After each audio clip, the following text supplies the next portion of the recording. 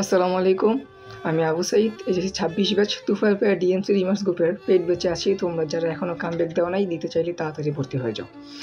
এখন আসি মূল চ্যালেঞ্জে।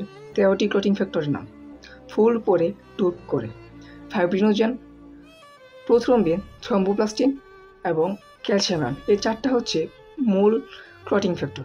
তারপর হচ্ছে প্রভা আপা, প্রো অ্যাক্সেলারিন বা লেবাইল ফ্যাক্টর, অ্যাক্সেলারিন, প্রো কনভার্টিন বা স্টেবল ফ্যাক্টর। তারপর হচ্ছে আন্টির খ্রিস্টান ছেলে স্টুয়ার্টকে ধরে, আন্টির মানে অ্যান্টি হিমোফিলিক ফ্যাক্টর এম।